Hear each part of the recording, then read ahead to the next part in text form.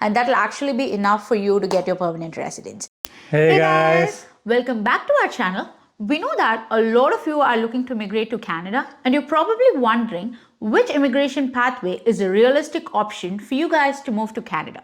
In this video, we're going to be talking about 5 immigration pathways that we think might be a realistic option should you consider immigrating to Canada in 2023. Now guys, we want to thank all of you who've been watching all of our videos and supporting us through our journey.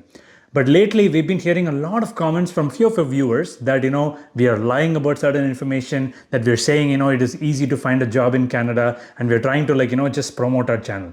Guys, I really want to address that in this video. Number one, all of the information that we have provided in all of the videos is based on publicly available information.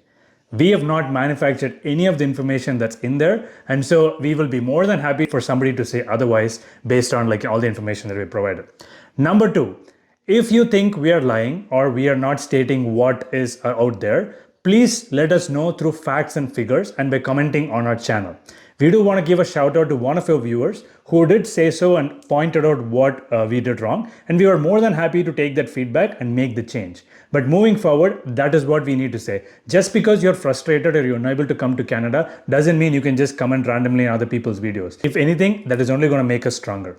And number three, guys, we never said it was easy for you to find a job in Canada. In fact, we know it is one of the toughest things for you to do. What we want to accomplish through this channel is that we can give you tips, tricks, and strategies that can help you land your dream of coming to Canada as a permanent resident. We just wanted to make sure you understand that. Now guys, having said that, please hit the subscribe button if you haven't already, and the bell icon and the like button so that you guys are informed every time we post a video. And also, our videos are being recommended to everybody else. Now guys, let's jump right in. Even with the scores being really high, Express Entry still remains one of the best immigration ways for you to come to Canada. So for those of you who have no idea about what this immigration program is, this immigration program consists of a set of eligibility criteria that needs to be met. And once you meet those eligibility criteria, you get awarded some points for each of those.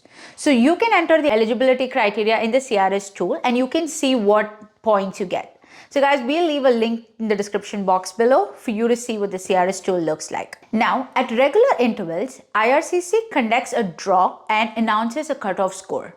Now, if the score in your CRS tool is equal or higher than the cutoff score that was announced by the IRCC, then you might get an invitation to apply for your permanent residence to Canada. So guys, actually this score keeps changing. So in order for you to not miss out on getting an invitation, make sure that you create your profile in IRCC and you also keep it updated. That way your score is obviously, gonna increase and you will have a fair chance of coming to Canada. Now, for those of you who do not have an idea on how to create an Express Entry profile, make sure to check the video right here. There are 3 classes under the Express Entry program. The first one is the Canadian Experience class or the CEC. The second one is the Federal Skilled Worker class, and the third one is the Federal Skilled Trade class. Now, if you guys want to know what a CEC is, please make sure to check the video right here. And if you guys want to get a gist of the other 2 programs, make sure to check the video right here. Now guys, a lot of you might ask me Manoj, I have a CRS score but it's not high enough and I'm not able to meet the criteria and the cutoff score for IRCC. And that is where this second option comes in, which is through a study permit and a study visa. This is a realistic option for a lot of people, especially if your age group is above 30. Now, Canada brings in a lot of international students, and in fact, they contribute around $21 billion to the Canadian economy every single year. And so this is a really viable pathway, and a lot of people are trying to pursue this pathway. Now, under the study permit, there are 2 streams that you need to worry about, which is the student direct stream, and then there is a regular stream. In fact, I did not give any IELTS test when I came to Canada because I was able to prove that I studied in an English medium university. And also I did not have to worry about any CRS scores. So it's a great opportunity for you guys. Now, regardless of whichever stream you choose, there are certain eligibility criteria that you need to meet. So guys, criteria number 1, you need to get admission at a designated learning institution. Criteria number 2 is that you need to be able to show to the officer that you meet the minimum criteria for the proof of funds. Criteria 3 is you need to get a police clearance certificate. Criteria 4 is that you need to get a medical exam done. And criteria 5, which is not mandatory, but I would definitely recommend, is that you create a letter of explanation, letting the officer know why now is the right time for you to get your education, higher education done in Canada. Now, if you want to explore all of these criteria in detail and what sort of documents you could be giving for them, please make sure to check out this video right here. And if you're interested in this and want to know what are 5 cheap universities that you could consider when moving to Canada, then please explore this video right here. Guys, this program is a great way for you to bring not only yourself but also your family to Canada. Now guys, if you think express entry is not a good option for you, nor can you afford a student permit, then that's where the provincial nominee program comes in. So guys, basically this program is where you wish to reside in a province and you feel that you have the relevant education, work experience that you can contribute to the province, then you can obviously apply for getting a permanent residence to Canada. So how this works is, guys, so you can directly apply to the province by looking at their streams, and if you feel that you have the relevant experience and the education, then you can apply to them, and if they are interested in your profile, then they will send you a nomination letter. So that will obviously, be enough for you, and it will contribute to your points, obviously, for you to get a permanent residence. And there's another way to go about it is to create an express entry profile, and then you can mention whichever province you wish to apply to. And again, you will have to get a nomination letter from them. So if you're qualified, they'll send you one.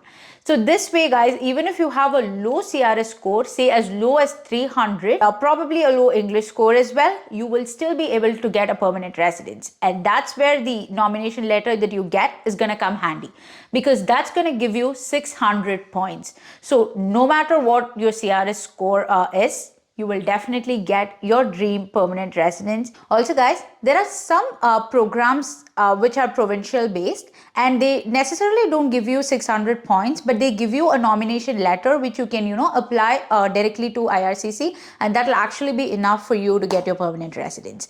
So we've spoken about 2 of the immigration pathways in our earlier videos. So one is the New Brunswick Skilled Worker Program. So you can check the link to the video right here. And another one is the Alberta Express Entry Program. So make sure to check the video right here. So guys, we will be talking about more such content in the future. So make sure you subscribe to our channel so that you don't miss out on any of that. So guys, the 4th realistic way in which you can move to Canada is through a spousal or family sponsorship program. Now, the other 3 programs that we spoke about were based on economic reasons and were a way for Canada to boost its economic activity.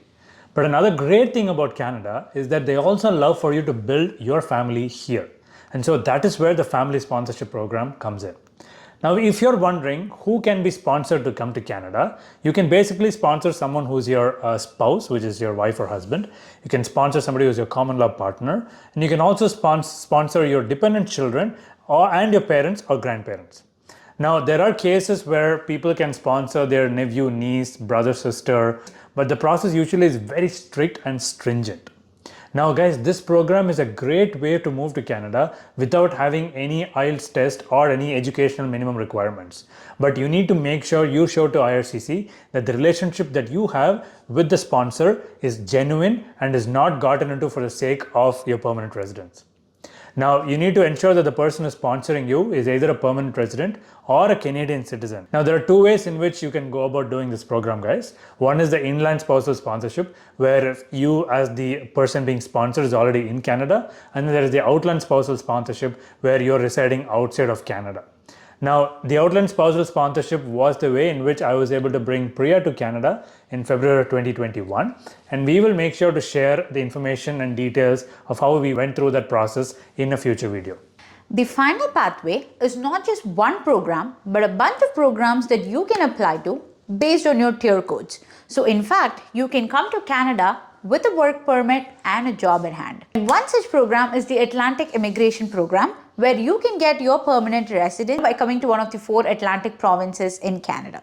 So guys, the eligibility criteria for this is quite simple. So you will have to find a job with one of the employers in the Atlantic provinces. And number 2, you should have had prior work experience, or you should have graduated, from one of the universities in these Atlantic provinces.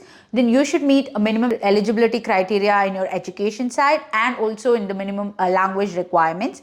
And finally, you should have enough funds to be able to support you and your families in Canada. If you guys want to know more about the Atlantic Immigration Program, make sure to check our video right here.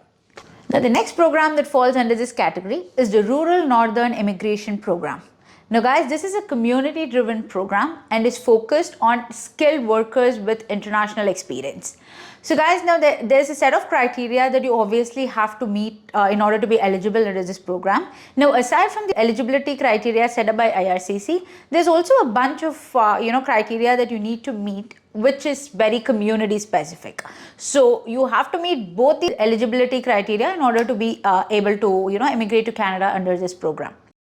One greatest advantage of applying under this program is that each of the communities have their own set of job banks. So you can obviously take a look at the community website to see, some of the jobs that you might have done could probably be available in those job banks. So now guys, instead of applying to a job bank in the Government of Canada website or something, now you are catering to just a set of jobs that's available to each of the communities. So this obviously increases your chance of, finding a job with one of the employers. Now guys, there's also the global talent stream, which falls under this program, and you can check the video to that right here. And you also have the New Brunswick Critical Worker Program that's a part of this pathway that we're discussing, and you can find a link to that right here. So guys, now that we've come to the end of the video, we hope we've been able to inform you about 5 practical ways in which you can come to Canada in 2023.